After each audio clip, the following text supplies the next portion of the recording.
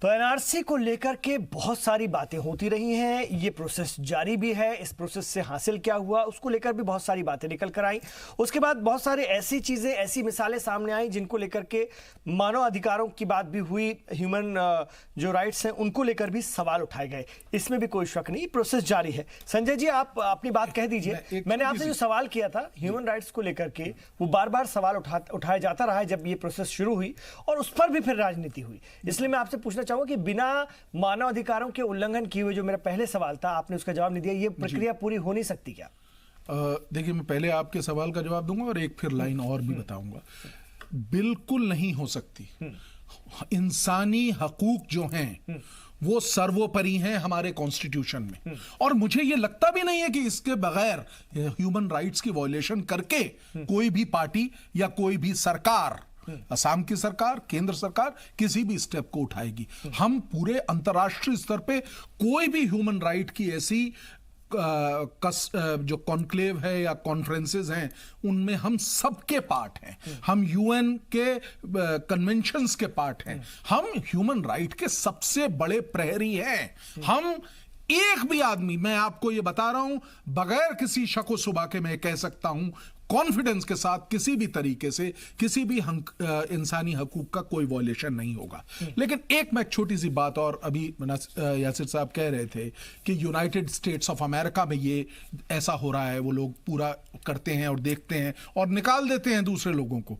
ऐसे ही कई और देशों में भी ये होता है। यूरोप में बहुत सख्ती से हो रहा है, कोई विदेशी आदमी नहीं आ सकता। लेकिन हमें यहां पे नहीं भूलना है कि भारत की संस्कृति, भारत का जो एक अपना पुराना जो हिस्ट्री है वो बहुत अहम है। बांग्लादेश, पाकिस्तान हमारे पार्ट हुआ करते थे। अब बांग्लादेश वाले रिलेशनशिप से यहां पे बात मैं करना चाह रहा हूं। देखिए, ये बहुत अहम है, उन चीजों को देखना है। अभी भी आप चले जाइए, वेस्ट बंगाल में कई सारे रिलेटिव्स हैं लोगों के, और वो लोग, आधे लोग बांग्लादेश में रहते हैं। क्या वो रिलेशनशिप खत्म हो जाएगी? नहीं। तो यहां का परिप्रेक्ष्य थोड़ा भिन्न है, लेकिन इसका मतलब ये नहीं है कि कानून हमें इजाजत दे देता है कि कोई भी बांग्लादेशी यहां आके रह लेगा। नहीं रह सकता।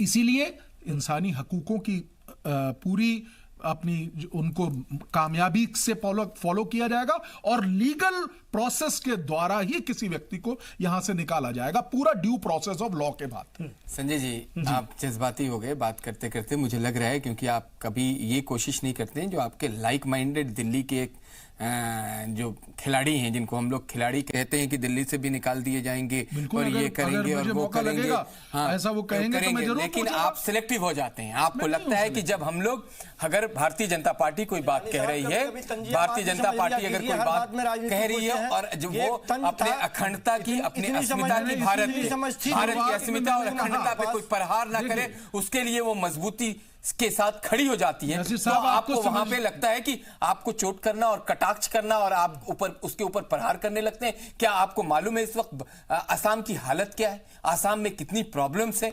असम का जो छड़ वाला इलाका है, जो नदी के आसपास लोग रहते हैं, कितनी वहां पे माल न्यूट्रिशन जबरदस्त तरीके से है। कैसे वहां पे, किस तरीके से वहां पे, सुन लीजिए, ये आपके 15 साल की जो कांग्रेस की सरकार है उन्होंने बर्बाद कर दिया। जो लोग सारी चीजों की शुरुआत करा था, लेकिन सिर्फ आप अपने वोट बैंक की वजह से डर गए। अगर आज वोट बैंक की वजह से डरे नहीं होते, आपने हिम्मत करके इनको बाहर कर दिया होता। आपने हिम्मत करके जब आपने पाकिस्तान के 2 टुकड़े और लाखों कैदियों को आपने कब्जा कर लिया था, तब भी आप बहुत कुछ कर सकते थे, लेकिन आपके अंदर इच्छा शक्ति नहीं थी। आप देखिए, पार्टी पे ये कुतर्क देंगे तो नहीं होगा। आपको सच्चाई देना होगा, सच्चाई बताना होगा।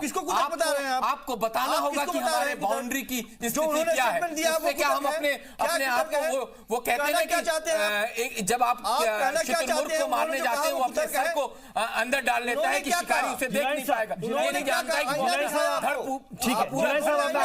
आप इस तरह की बात ना करें। आप इस पे, अभी इमरान साहब ने बहुत संजीदगी से कहा कि लोग सुन रहे हैं, और खास करके माइनॉरिटी के लोग घबराए हुए हैं आपके प्रोपेगेंडा से। इमरान भाई 31 सेकंड, इनके कौशिक साहब के प्रोपेगेंडा से माइनॉरिटी के लोग घबराए हुए। मैं आपके माध्यम से उनको ये बताना चाहता हूं कि आपको घबराने की कोई जरूरत नहीं। अगर आपके पास आपके लीगल डॉक्यूमेंट्स हैं, आपके जितने भी लोग यहाँ पे, जो भी आपकी जो चेन है, लेगेसी चेन, उसके अगर आपके पास डॉक्यूमेंट्स हैं, आप भारत के हैं और उस भारत में रहने के लिए आपको अपील करने की ताकत है। आप अपने आईन नहीं, लेकिन ये भी कहीं ना कहीं कंफ्यूजन है। देखिए से लेके ये जानकार है, राजीव जी, मैं आ रहा हूं जिलानी साहब, आ रहा हूं। आईन ने ताकत दी है। यही सवाल आपके पास भी लेकर आऊंगा जिलानी साहब, इसका उत्तर सोच लीजिएगा, इसका जवाब सोच लीजिएगा। एक सवाल लेकर आऊंगा राजीव रंजन जी से, मैं इसका जवाब ले लूं पहले। एनआरसी को लेकर मुसलमान इतने खौफजदा क्यों हो जाते हैं देश भर में, और असम की बात तो और है, और भी बाकी हिस्सों में क्यों इतने खौफजदा हो जाते हैं? एक्चुअली मुझे नहीं लगता है कि आज के डेट में, आज का जो हमारा तारीख है, इस डेट में मुसलमान अब इतने खौफ में आते हैं। क्योंकि मुसलमान हमारे देश के नागरिक हैं, वो खौफ में आते हैं, चाहे किसी भी धर्म के हो, किसी भी रिलीजन के हो, किसी भी पार्टी के हो, किसी भी संप्रदाय के हो। जो इलीगल इमिग्रेंट्स हैं आज के डेट में जो खौफ में हुई, आप देखेंगे वह भी तो ही है।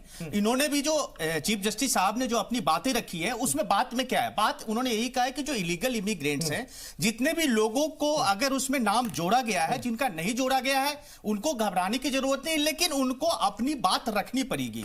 जो फॉरेन ट्रिब्यूनल्स बनाया गया है, जिसमें डेट एक्सटेंड किया गया है, आप अपनी बात रखोगे। अगर आपके पास किसी भी तरह का कोई डॉक्यूमेंट्स नहीं है, तो उसके लिए फिर आपके पास कानून में बहुत सारी सुविधाएं दी गई है। कानून हमारा जो है देश का कानून है, इस कानून में अगर आपके पास कुछ ऐसा तथ्य आता है, ऐसा कोई एविडेंस आता है, आप प्रस्तुत कीजिए। लेकिन ऐसे लोग भयभीत है, मुझे नहीं लगता है कि कोई मुसलमान या कोई माइनॉरिटी, नहीं कोई माइनॉरिटी पारसी है, इसका मतलब यही होता है कि निकाल के फेंकने की बात कर रहे हैं। हमारे पास जो है हमारे देश में सबसे यही कह रहे हैं, वो यही कह रहे हैं, मुसलमान भाई ऐसा माहौल नहीं बनाएंगे और लोग भी है, बात नहीं कीजिए आप, तो इसलिए आप भाईचारा खराब नहीं कीजिए। भाईचारा का मतलब भाईचारा आपके जैसे लोग अगर इस देश में इस तरह की बातें लाते हैं। इस देश के संसाधन, इतनी बड़ी पॉपुलेशन, सबसे पहला देश के संसाधन है, हिंदुस्तानियों का है। अगर हिंदुस्तानियों को मिले और उसके लिए कोई सरकार दृढ़ इच्छा शक्ति के साथ में पुरानी सरकारों की जो परिपाटी थी उससे अलग हट करके एक मजबूत इंतजाम कर रही है, तो आपको क्या तकलीफ होती है? आपको क्या तकलीफ होती है? बताइए इन लोगों का करेंगे क्या, तो आप कहते हैं निकाल के फेंक देंगे। अरे कहां? अभी आपने संजय जी को सुना ना, अरे कितने सारे ऐसे थोड़ी ना कोई किसी को निकाल कर फेंक देता। सरकार की बात कर रहा हूं, ये तो सारी दुनिया समझती है। अरे सरकार मंच से खड़ा होकर कह रही है कि निकाल के चुन चुन के फेंकेंगे हम। सरकार मंच से खड़ा होकर कह रही है। कौन कह रहा था, जरा बताइए कौन कहता है? अरे भाई देश के आप सरकार कहते हैं तो कौन? नहीं देश में पहली बार सुन लीजिए, भारत के गृह मंत्री के पास कोई वजीर दाखिला, भारत के वजीर आजम, देश में पहली बार देश के गृह मंत्री ने स्टेज पे खड़े होकर के कहा कि बौद्ध, सिख, जैन और ईसाई के अलावा किसी को भी यहाँ जो इस तरह के घुसपैठ गलत बात कह रहे हैं आप, उनका पूरा बयान दिखाइए। जिसका नाम नहीं लिया था, आप खूब जानते हैं कि किसका नाम नहीं लिया था उन्होंने, स्पष्ट रूप से कहा था ये पहली बार भारत के इतिहास में हुआ था। कैसे खौफ ज्यादा न रहे? आप कहते हैं कि खौफ ज्यादा होने की जरूरत नहीं है। जैसे मनमोहन सिंह ने कहा था कि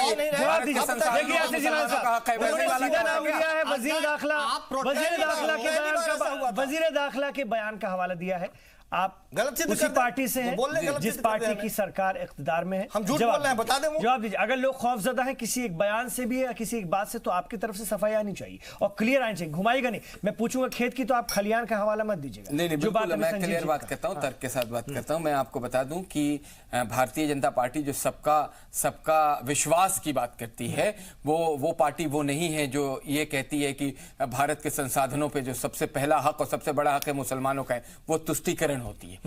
वहां जिस संदर्भ में वजीर दाखिला ने यह बात कही थी, उस बयान को दोबारा कौशिक जी को देखना चाहिए और समझना चाहिए कि उनका पूरा का पूरा बयान क्या था, उन्होंने किस संदर्भ में बात कही थी। उन्होंने कहीं मुसलमानों का इस तरह से कोई नाम नहीं लिया था। लेकिन अगर घुसपैठिए जो बांग्लादेश से आए हैं वो मुसलमान हैं, तो उनको भारत से जाने की जरूरत है। मैं कहना चाह रहा हूं जाने की जरूरत है। सुन लीजिए, ईसाई है, यदि वो सिख है, यदि वो जैन है, तो वो वापस नहीं जाएंगे। केवल मुसलमान है तो उनको वापस। पता नहीं आपको किसने कान में आके ये बात कह दी, मुझे ये समझ में नहीं आता है। यहाँ संजय चड्ढा जी बैठे हुए हैं, उनसे भी बात कर लीजिए। देखिए, मैं कोई घुमाने की बात नहीं कर रहा हूं, और मैं आपके माध्यम से इमरान साहब, हिंदुस्तान के मुसलमानों को जो खास करके जिनके दिलो दिमाग में ये बात कौशिक जी जैसे लोग प्रोपेगेंडा के तौर पर फैला रहे हैं, मैं उनसे कहना चाहता हूं कि आपको घबराने की जरूरत नहीं है। हमारे भारत के वजीर आजम, उनकी इच्छा शक्ति, उनके काम करने का तरीका, वो इंसानियत के लिए काम करते हैं, इंसानियत के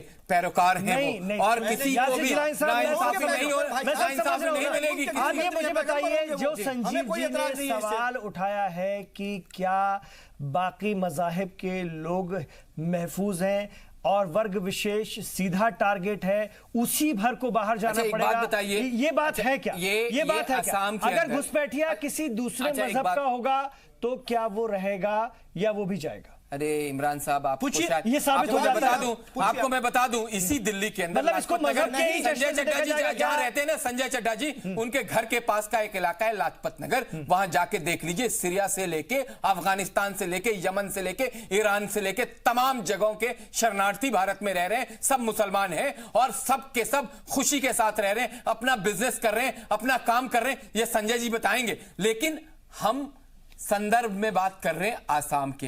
बांग्लादेश से कोई जैन नहीं आया, बांग्लादेश से कोई पारसी नहीं आया, बांग्लादेश से कोई सिख नहीं आया, बांग्लादेश के जो नदियों के किनारे से बिल्कुल हमारे यहां के कुछ छुपे हुए गद्दारों को मिला के जो बार बार और डेली के हिसाब से जो भारत के उन इलाकों से अंदर घुसते हैं जहां पे हमारी फौज शायद कहीं कहीं कभी कभी उनसे नजरअंदाज हो जाता है, वो लोग भारत में रहने के लायक नहीं, वो आपके संसाधनों पे आके प्रहार कर रहे हैं, आपके गरीब जो मूल निवासी हैं उनके हक को मार रहे हैं। तो ऐसे लोगों को बाहर जाना होगा। और मैं बार बार कह देता हूं कि सरकार किसी को डरा नहीं रही, क्योंकि मुझे मालूम है अभी तक जो डिटेंशन सेंटर है उसकी जानकारी कौशिक जी जाके ले लें, अभी तक जिन लोगों ने अपील करी है उसकी जानकारी ले लें, जो लोग एनआरसी से जिन लोगों का नाम बाहर आया है वो लीगल लड़ाई अभी भी संजय चड्ढा जी ने जो कहा है वो लड़ रहे हैं। लड़ने के बाद अगर वो हारते हैं तो मैं यकीन के साथ कहूंगा कि संजय जी, इमरान साहब और हमारे रंजन जी, सुन लीजिए, और मैं कौशिक जी की तो जिम्मेदारी नहीं लूंगा, ये मानेंगे कि उनको बाहर जाने की जरूरत है, उनको हमारे धरती पे 1 इंच भूमि भी नहीं दी जाएगी, ये मानना पड़ेगा। फिर भी कौशिक जी जैसे लोग नहीं मानेंगे,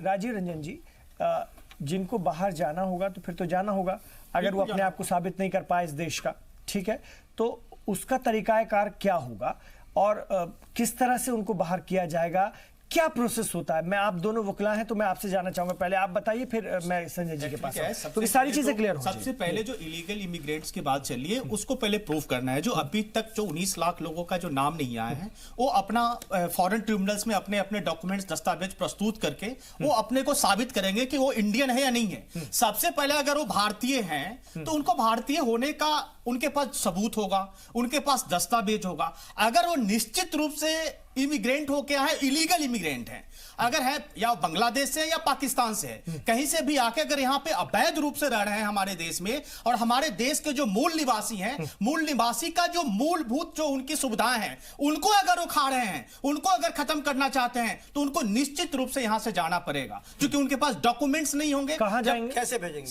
कहां और कैसे? उसको डिपोर्ट करने का सारा क्या है उसका प्रोसेस, मैं समझना चाहता हूं। डिपोर्ट करने का प्रोसेस होता है इमरान साहब, एक्चुअली वो पहले प्रूफ हो जाते हैं कि यहां से नहीं है, हमारे देश के मूल निवासी नहीं है, हमारे देश में नहीं, उन्होंने इलीगल रूप से आए हैं, फिर उनको जो यहाँ की जो फॉरेन मिनिस्ट्री है वो एक कानून उस पर फाइनल करेगी कि इनको हमें कैसे डिपोर्ट करना है, कहां करना है और किस तरह से करना है। अगर वो बांग्लादेश से हैं तो उनको बांग्लादेश भेजा जाएगा। क्या बांग्लादेश के साथ ऐसा कोई समझौता है हिंदुस्तान? समझौता की कोई जरूरत नहीं है। अगर हमारे देश का अगर नागरिक कहीं भी इलीगल रूप से रह रहा है उसमें समझौता की जरूरत नहीं। जानकारी दुरुस्त करें, आप ऐसे नहीं भेज सकते हैं। तो कैसे भेजेंगे? वो हमारे वो स्पष्ट रूप से उसके मंत्री कहते हैं कि हमारे साथ कोई समझौता नहीं, हम एक आदमी को नहीं आने देंगे। नहीं आने देंगे, वो बताएंगे ना, वो बताएंगे क्यों नहीं आने देंगे। अगर वो हमारे देश के नहीं है, आपके साथ ऐसा कोई समझौता हो तब तो वो वापस लेंगे। सर समझौता क्या, जहाँ क्राइम है, क्राइम में समझौता की क्या जरूरत है? अगर किसी ने जेल में जाना होगा तो जाना होगा।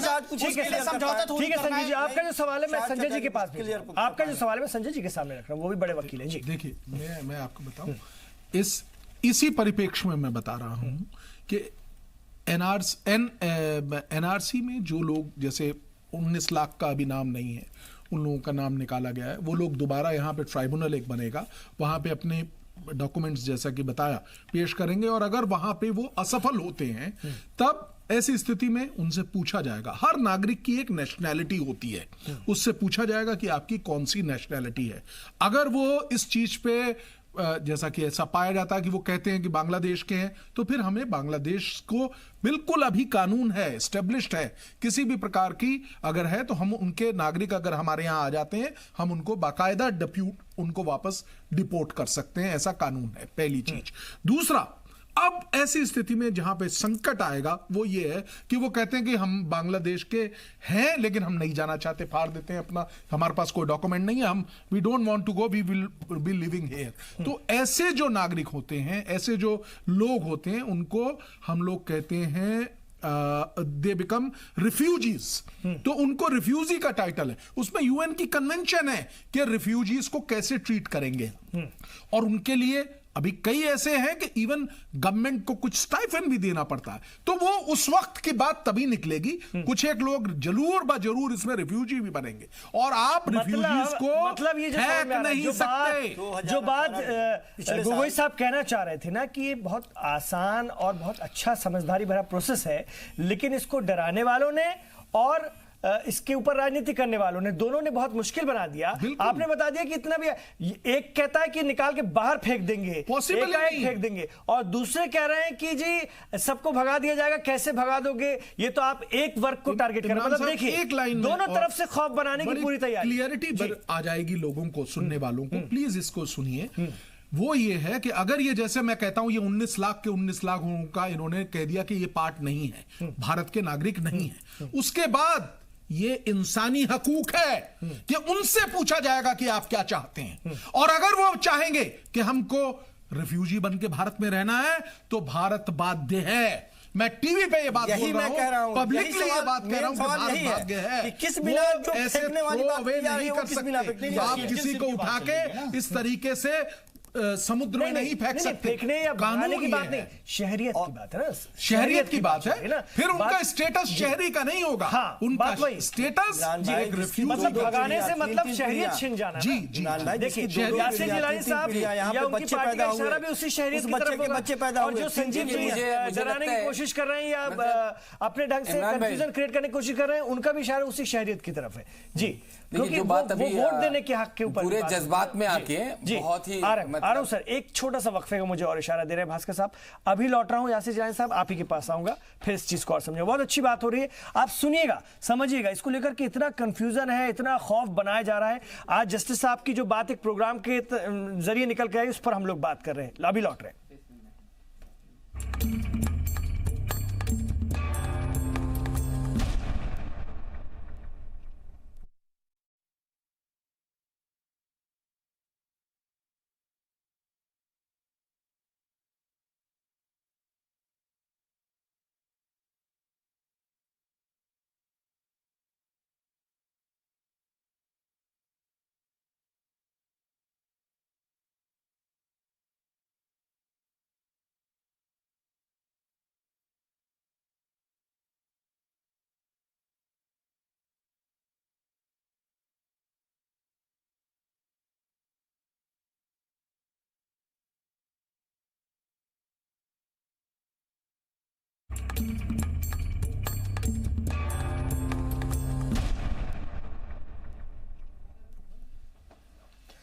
एनआरसी एक बुनियादी दस्तावेज होगा आगे आने वाले दिनों के लिए। इस बात को कहीं ना कहीं प्रोग्राम में जस्टिस गोगोई ने रखा और कहा कि इतना अच्छा ये प्रोसेस है, उसके बावजूद भी इसको बड़े बयानबाजियों के चलते बड़ा नुकसान पहुंचा। और आज हम इसी पर चर्चा कर रहे हैं कि अगर ये बयानबाजियां इस पर ना होती, यासिर जिलानी साहब, इस तरह की बातें ना होती, न इसका सियासी क्रेडिट लेने की कोशिश की जाती। ठीक है, 2014 के बाद बनी सरकार ने इस पर दृढ़ इच्छा शक्ति से काम किया, उसको लेकर के इतना उतावला होने की जरूरत क्या है? सारा क्रेडिट एकाएक लेने की या चुनाव के समय उसको दूसरे ढंग से पेश करके अपने ऊपर क्रेडिट लेने की जरूरत क्या है? और फिर एक तबके को निशाना बना करके, जैसा कि परसेप्शन बनता है, मैं नहीं कह रहा हूं, लेकिन बन जाता है ना, आप लोगों की बातों से बन जाता है। आप उसको कितना भी ढांपें, कितना भी आप सबका साथ विश्वास की बात करें, लेकिन आप चुनाव के समय दूसरे मोड में आ जाते हैं, तो कहीं ना कहीं उसकी जरूरत क्या थी? इस मामले को तो छोड़ देते, ये प्रक्रिया चल रही है, ये तो सिस्टम है, वो अपना काम करता रहेगा। ये आपकी हुसूलिया भी है कि आपकी सरकार ने इसको किया। पिछली सरकारों में वो ताकत ही नहीं थी, वो डर जाते थे, वो घबरा जाते थे, वो तशद्दुद से डर जाते थे, वो पीछे हो जाते थे, तुष्टीकरण कर लेते थे। देखिए, मैं सबसे पहले तो जी सलाम को, जो उर्दू के इस हिंदुस्तान के अंदर सबसे ज्यादा देखे जाने वाला चैनल है, नंबर 1 आप खुद कहते हैं, आपकी रिसर्च टीम बहुत शानदार है, रिसर्च करके आप आज न्यूज़ ही रखते हैं एक बार फिर इस हफ्ते के लिए नंबर 1 ये रिसर्च करके आप अपने न्यूज को लाते हैं।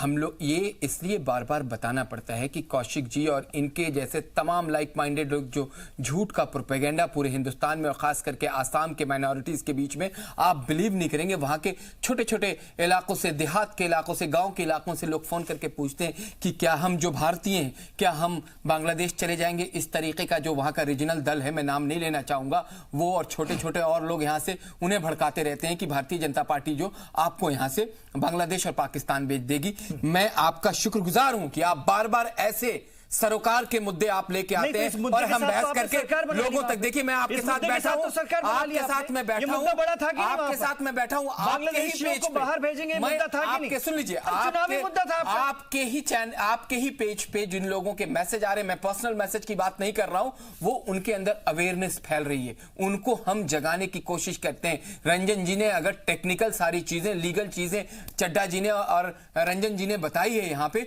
तो उन्हें समझ में आ रहा है कि उन्हें उनको हमने उनके आईन ने आपने भड़काने का काम किया। किस स्टेज पे खड़े होकर राजनीतिक लाभ आप लेते हैं, हमने भड़काया। देखिए मैं इस वक्त एक मैसेज दे रहा हूं कौशिक जी, मैं एक मैसेज दे रहा हूं, आप संजीदगी से सुनिए, बाद में अपनी बात रख लीजिएगा।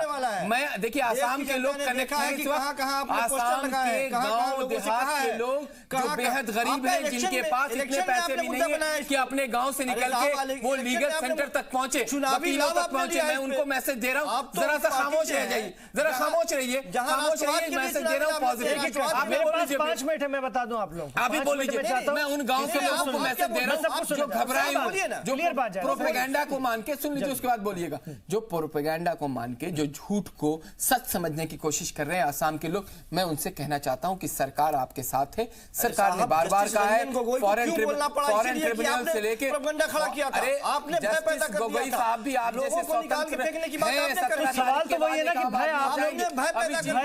भय विपक्ष ने पैदा किया है, नहीं जिसने खड़े होकर स्टेज पे कहा था, अब उन्होंने ये साफ इशारा तो दिया नहीं। मेरी चर्चा का भी विषय वही है ना कि भय कौन क्यों पैदा करे।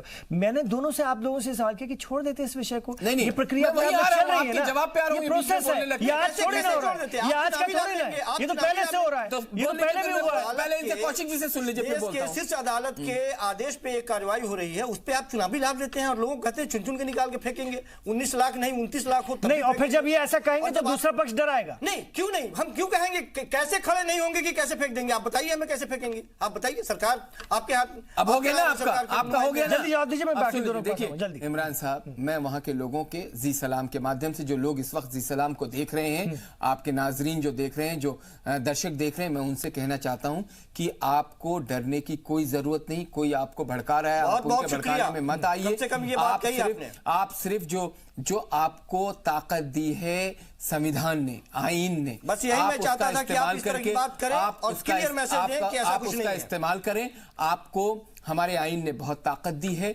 और यकीन मानिए कि आपके सीमित संसाधनों पे किसी भी घुसपैठिए, किसी भी बाहर के आदमी को हम बर्दाश्त नहीं करेंगे, सरकार बर्दाश्त नहीं करेगी। भारतीय जनता पार्टी का एक ही मौक़िफ़ है और हमेशा वो एक तरीके से सोचती है कि सबका विश्वास के साथ वो काम कर रही है। और यकीन मानिए कि जो अगर आप भारतीय हैं, आपको घबराने की जरूरत नहीं, अगर आप भारतीय नहीं है तो आपको भारत से बाहर जाना ही है।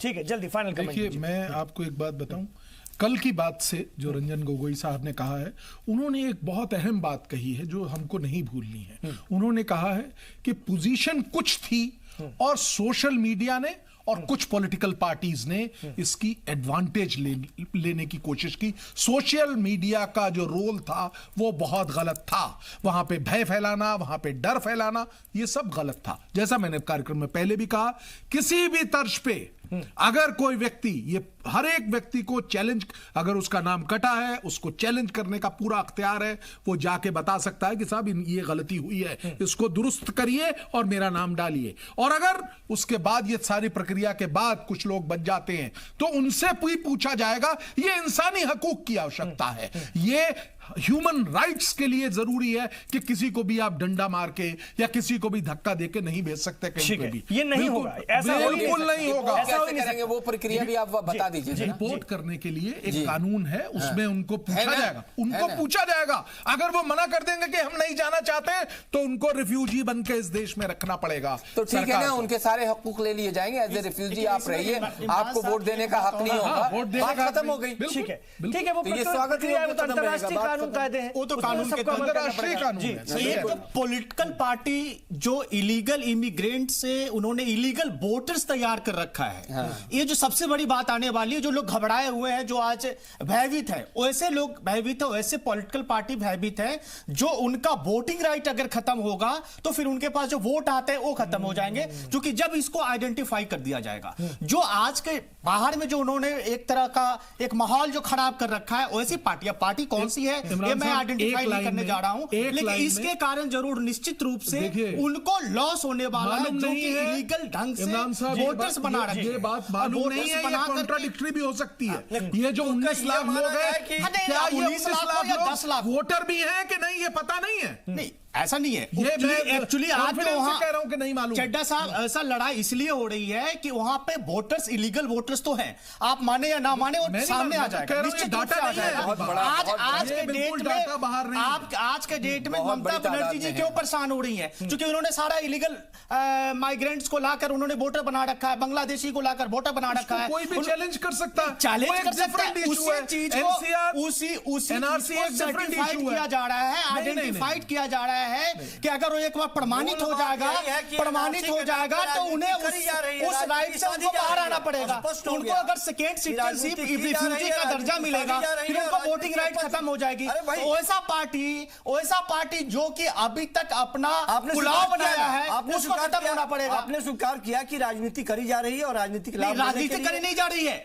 ये तो अरे खुद कहा, मैं ये बता रहा हूं, लाभ किसी और को मिल रहा था, वो राजनीतिक लाभ मिलता हुआ खत्म हो जाए, वो राजनीतिक लाभ राजनीतिक लाभ जिसके कारण हमारा जो हमारा जो ओरिजिनल सिटीजन है, मुल्क के लोगों की नजर से देखिए, मुल्क के लोगों के संसाधन में हक की नजर से देखिए, एक ट्रांसपेरेंस सिस्टम को अगर आगे बढ़ाया जा रहा है कोर्ट के हुक्म के मुताबिक, उस नजर से देखिए ना। क्यों बार राजनीति मत करिए जी, राजनीति सियासत मत कीजिए। वही तो इशारा देना चाह रहे थे जस्टिस गोगोई कि आपने एक बहुत अच्छी व्यवस्था को मुश्किलों में डाल दिया, लोगों को एकदम कंफ्यूज कर दिया। बहरहाल इस पर हमने काफी बात की, बहुत सारी चीजें निकल करके सामने आई। ये प्रक्रिया, ये प्रोसेस जारी है और इसको लेकर के वकील साहब ने बताया कि इतना आसान भी नहीं किसी को निकाल के बाहर फेंक देना, बल्कि एक सिस्टम है, उसके तहत काम होगा और सभी लोग उम्मीद है कि धीरे धीरे अपने कागजात पेश करेंगे। उसके लिए वक्त भी दिया गया है और कई तरीके हैं उसको लेकर के रखने के, किसी के मानव अधिकार का उल्लंघन न हो, इस पर भी विशेष ध्यान रखने की, खास तवज्जो देने की जरूरत है। उसका भी इशारा वो कर रहे थे। बहुत शुक्रिया आप तमाम लोगों का इस चर्चा में, अच्छी चर्चा में हिस्सा लेने के लिए। और जब आप लोग रहते हैं तो गहमा गहम हो ही जाती है बात, लेकिन बहुत बहुत शुक्रिया। तो आप रहिए जी सलाम के साथ।